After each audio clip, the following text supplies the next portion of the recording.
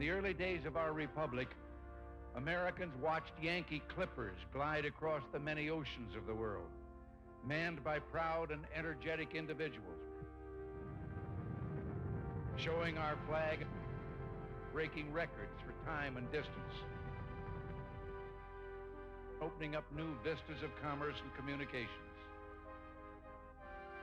Well, today, I think you have helped recreate the anticipation and excitement felt in those home ports as those gallant ships were spotted on the horizon heading in after a long voyage. The fourth landing of the Columbia is the historical equivalent to the driving of the Golden Spike, which completed the first transcontinental railroad. It marks our entrance into a new era. The test flights are over. The groundwork has been laid. And now we will move forward to capitalize on the tremendous potential offered by the ultimate frontier of space.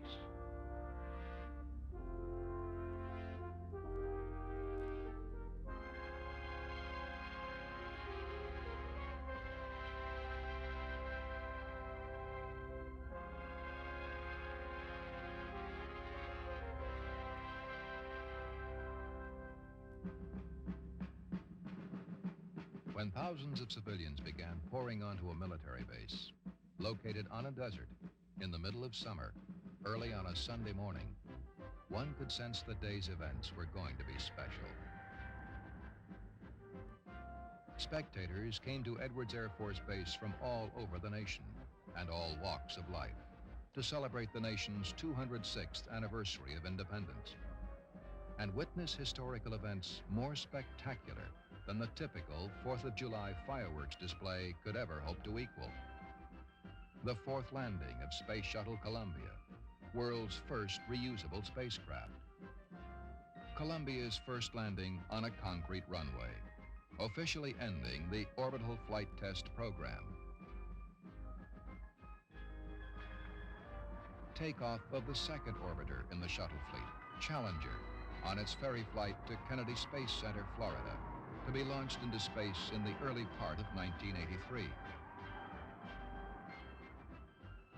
And with Shuttle Pathfinder Enterprise as backdrop, the announcement of America's new space policy by President Ronald Reagan. Beginning with the next flight, the Columbia and her sister ships will be fully operational, ready to provide economical and routine access to space for scientific exploration, commercial ventures, and for tasks related to the national security. Simultaneously, we must look aggressively to the future by demonstrating the potential of the shuttle and establishing a more permanent presence in space. Our goals for space are ambitious yet achievable. We've only peered over the edge of our accomplishment.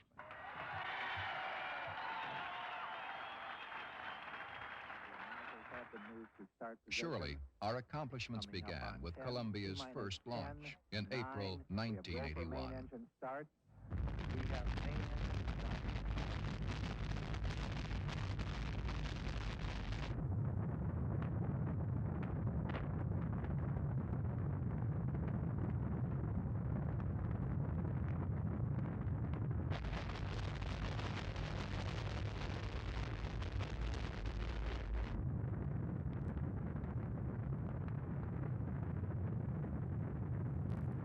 Roll program. Go. Roger, roll.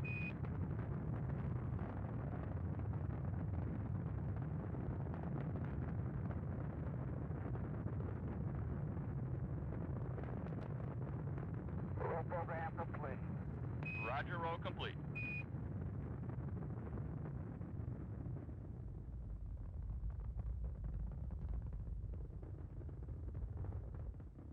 Looking back at that spectacular event and the performance of Space Shuttle during its first 4 flights, there seems little doubt now that it is a reliable, reusable space transportation system.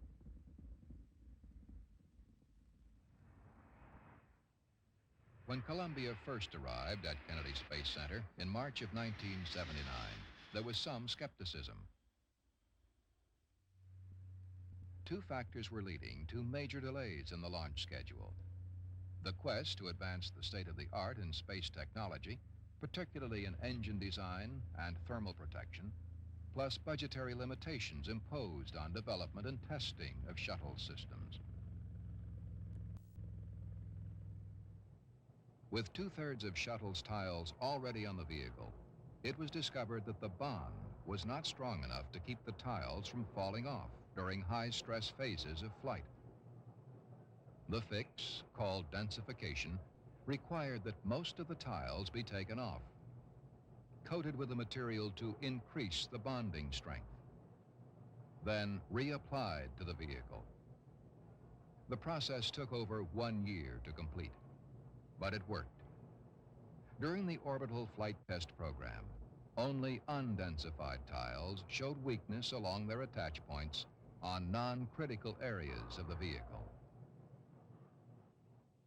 Shuttle's main engines achieved the state-of-the-art in rocket engine technology. But as with any research and development program, confidence in the design came only after years of testing, learning, and some mistakes.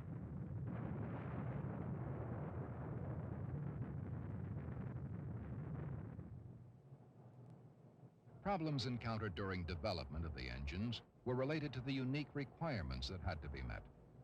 Reusability, up to 55 flights with minimum maintenance. Ability to throttle down to 65%. Lightweight, yet the capability to withstand extremely high chamber pressure. Pressure needed to generate the thrust for liftoff. Many failures that occurred were due to the tremendous pressures and vibration levels created trying to produce the needed thrust.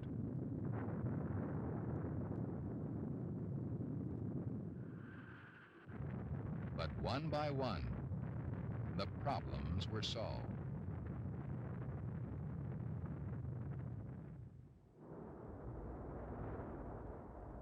The design was proven long before the first launch. Go for auto sequence start. 9, 8, keep breakers closed. 5, 4, we've gone for main engine start. We have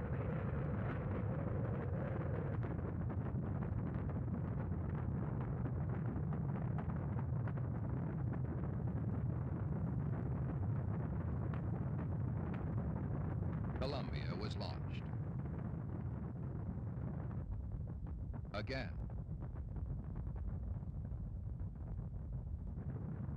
And again.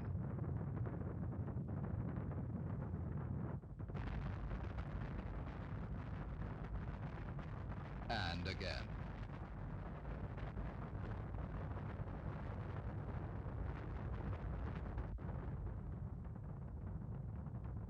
Four times within 15 months, traveling over 8 million miles during the first 4 flights.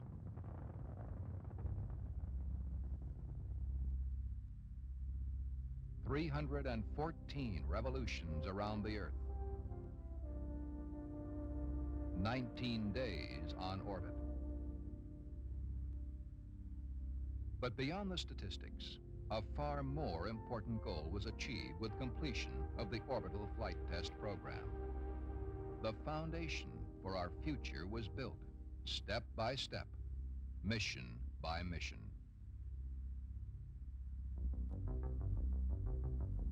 The goal of STS-1 was, quite simply, to get up and get down safely. Columbia, Houston, you guys did so good, we're going to let you stay up there for a couple of days. Your go for on orbit. When astronauts John Young and Robert Crippen heard that announcement, they knew the mission was at least half a success. When returning from space, friction created by entering Earth's atmosphere blocks communication between mission control and the astronauts for 15 to 20 minutes. But it is also precisely during that time that temperatures on the vehicle surface reach their peak and shuttle structure undergoes its most stringent test. On Columbia's first flight, no one could predict exactly how shuttle would perform during that phase. Hello there, Houston. Columbia's here. Hello, Columbia. Houston's here. How do you read? Plan clear, and we're doing Mach 10.3. With voice contact reestablished, spacecraft and crew had safely passed through the most critical phase of entry. Landing was the final test. Flown as a glider, Columbia landed without power on the first and only attempt. You're coming. You're down. 50 feet. 40, 30, 20, 10, 5, 3, 2, 1, touchdown. Those gears, 10 feet. 5, 4, 3, touchdown. Houston, Columbia's on the roll. Welcome home, Columbia. Beautiful, beautiful.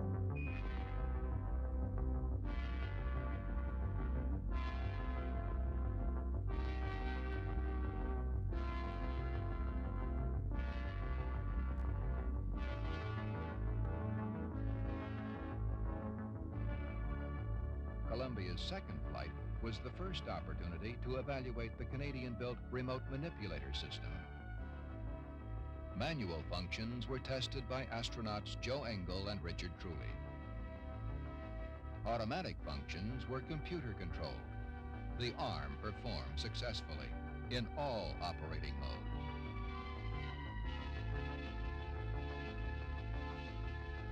Preliminary thermal tests of the vehicle were also begun on Flight 2. One thermal attitude resulted in the payload bay being pointed toward Earth for extended periods of time.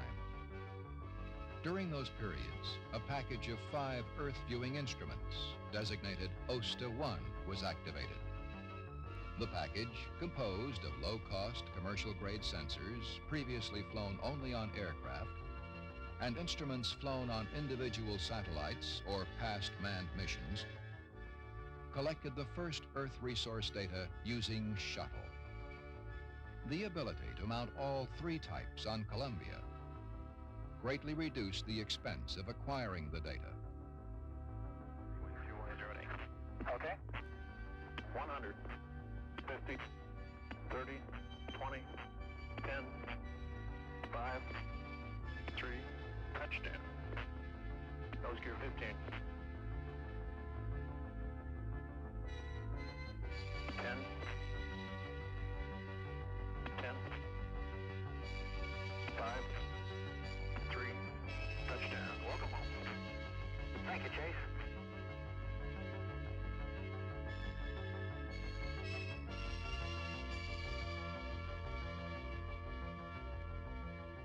Flight 2 proved shuttle was truly a reusable space transportation system.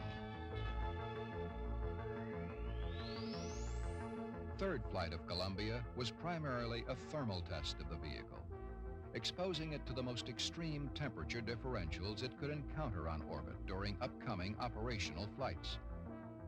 No facility on Earth could simulate the same heating conditions Columbia would experience in the vacuum of space, where temperatures could vary greatly from one end of the orbiter to the other, depending on its orientation to the sun. The thermal tests determined precisely what effect different attitudes had on shuttle structure. The vehicle suffered no adverse effects.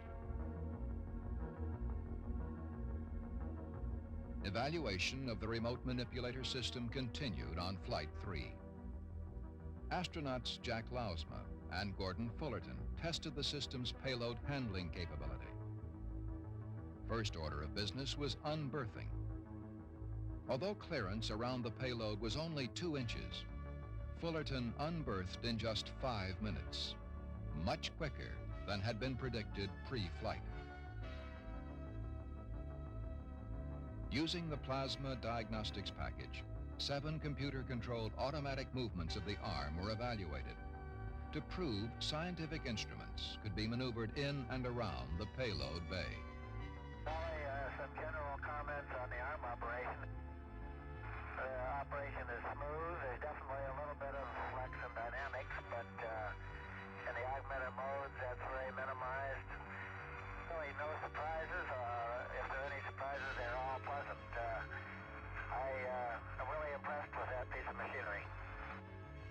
Hey, that's great news, and we were impressed too.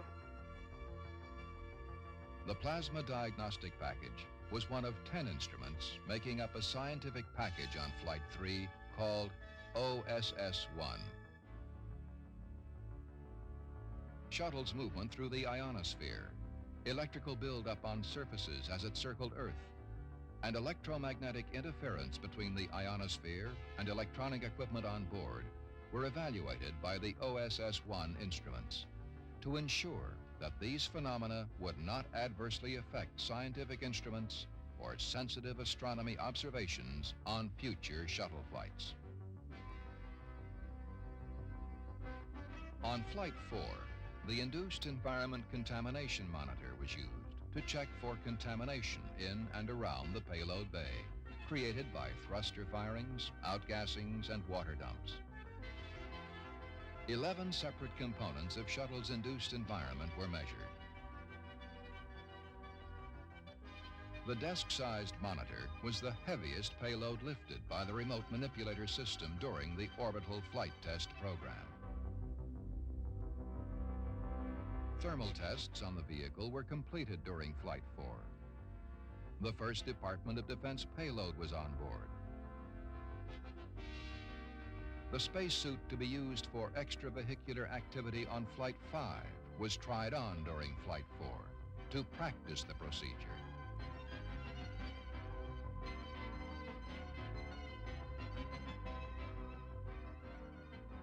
And astronauts T.K. Mattingly and Henry Hartsfield conducted a thorough evaluation of on-orbit procedures for the upcoming operational era of spaceflight, when Columbia will launch into Earth orbit on a routine basis. An ongoing task on all 4 missions of the flight test program was to evaluate living conditions on board shuttle.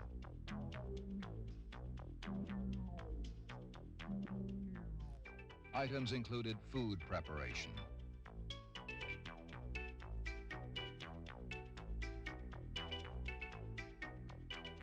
use of a food warmer,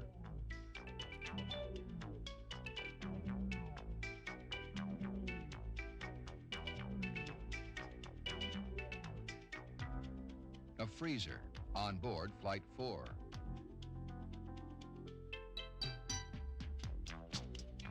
and eating in weightlessness.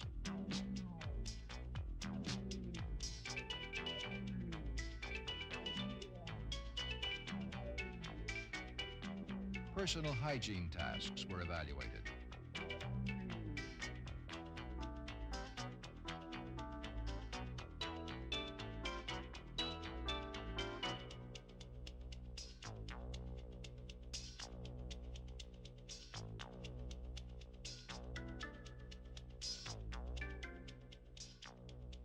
As were sleeping conditions, use of sleep restraints,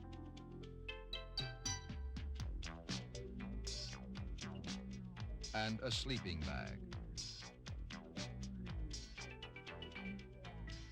Astronauts also evaluated the effects of exercise in zero-G.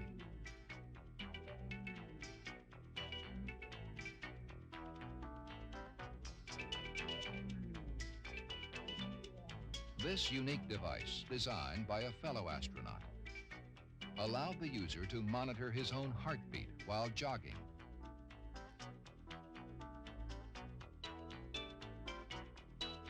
Alternate methods of anchoring oneself in weightlessness were also appraised.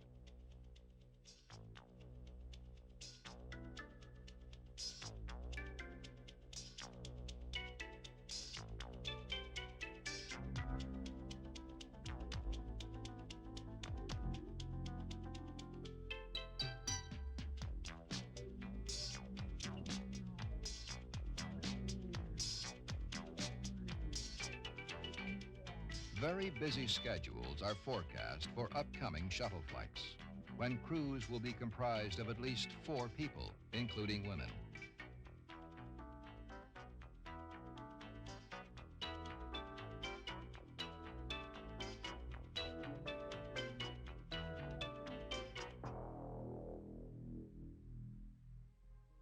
procedures on the ground are being streamlined for the operational era. Processing time was cut in half during the Orbital Flight Test Program. Presently, it takes approximately 13 weeks to prepare the space transportation system for launch. It is projected that by the mid-'80s, there will be 2 shuttle launches per month. The number of people in mission control is gradually being reduced. Some positions have been eliminated. Others have been consolidated, which represents a clear indication of confidence in Columbia's systems. While this monitoring is being streamlined, payload monitoring is increasing. A new area called the Payload Operations Control Center was activated during the Orbital Flight Test Program to give mission controllers, payload managers, and commercial users the opportunity to develop monitoring and data acquisition procedures for upcoming flights. Experiments in life sciences were carried on board Columbia during the Orbital Flight Test Program. A preliminary study of lignin growth in zero-G was conducted. Lignin is an indigestible skeletal substance which promotes strength and upward growth in woody plants. It is hoped that in the absence of gravity, woody plants might not need to produce as much lignin, and instead will produce more digestible nutrients, such as carbohydrates and proteins.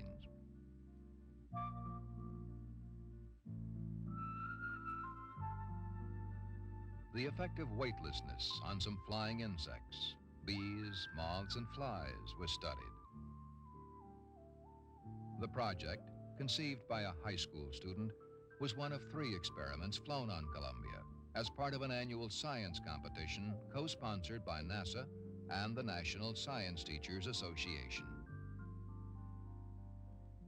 Equipment to process materials in zero gravity on future flights underwent initial testing during the Orbital Flight Test Program.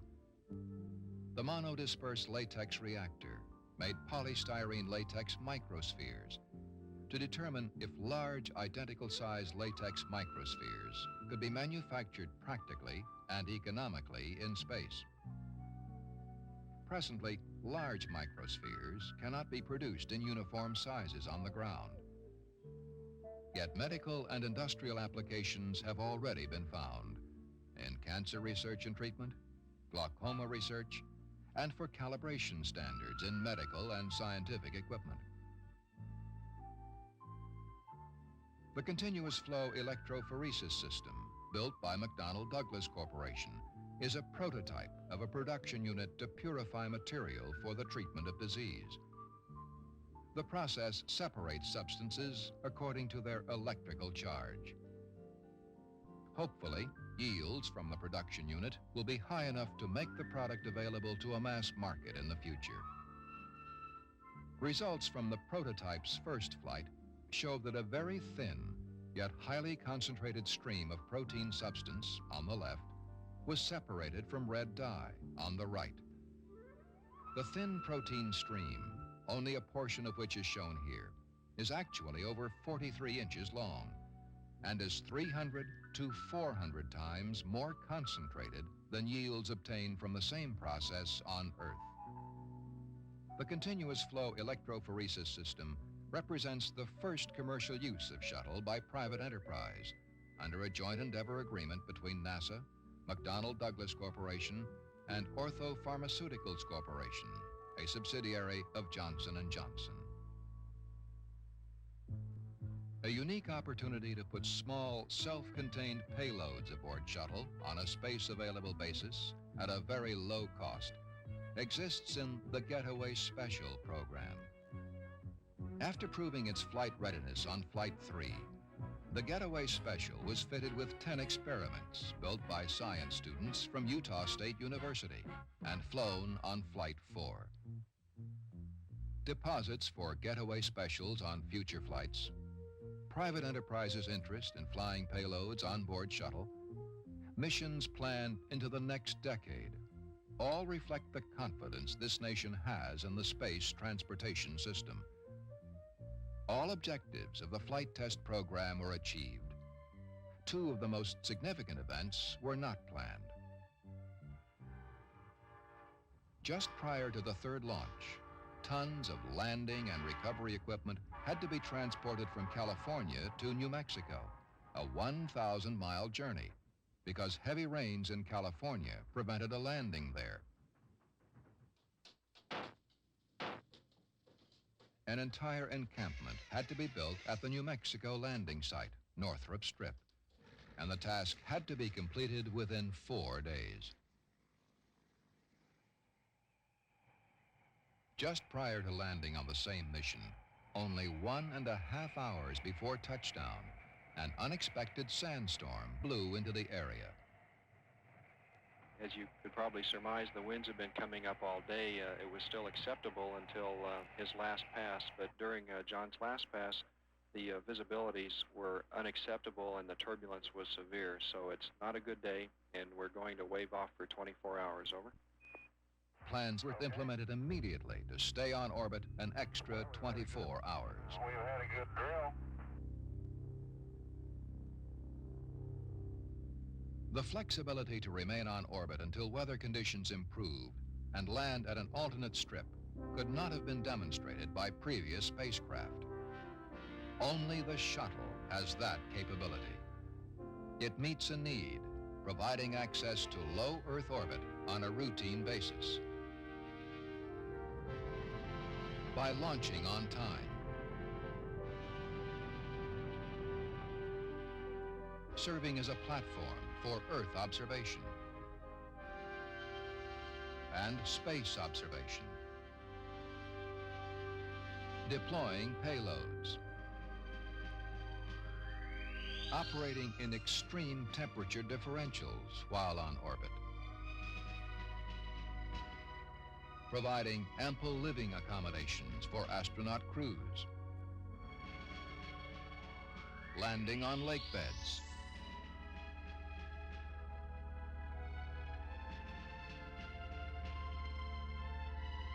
or concrete runways.